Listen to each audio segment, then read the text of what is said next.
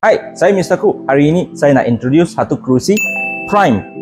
So Prime ni dia ada datang dengan 55mm heavy duty caster wheel. Lepas tu dia datang dengan 5 spoke aluminium.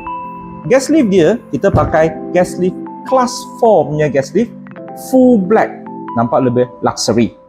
Dan yang paling penting, ini boleh tahan sampai 180 kg. Seat dengan backrestnya semua dia datang dengan full nylon mesh. Okay. Paling penting, seat ni dia boleh adjust ke depan, ke belakang untuk adjust ketinggian yang berlainan. Dan di belakang ini, backrest ini dia boleh adjust kepada ketinggian yang perlu. Of course, dia akan lebih selesa. Dan dekat sini, dia ada lumbar support, ada 2 piece. Apa kegunaan dia?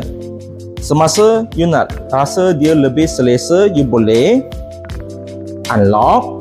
Ini sedang dia lock, so dia gerak. Satu piece,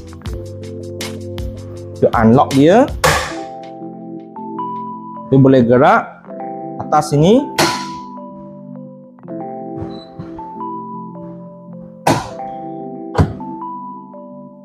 Yang paling penting, yang ini dekat belakang, kita datang sekali dengan satu hot hanger. Kalau sentiasa keluar berjumpa orang, lepas tu baju nak letak dekat mana, ini tempat dia.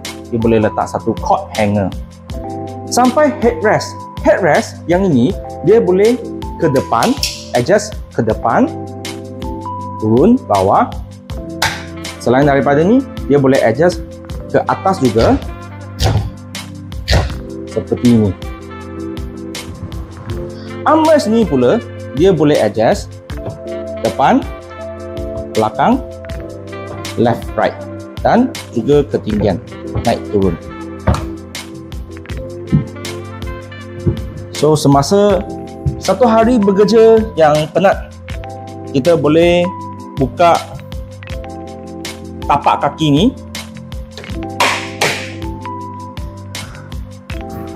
Boleh rest.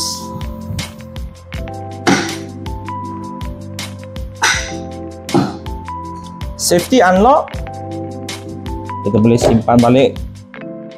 Klik rest ni, tolak balik. Kerja seperti biasa. Boleh datang South Island Furniture. SIF, your office furniture specialist.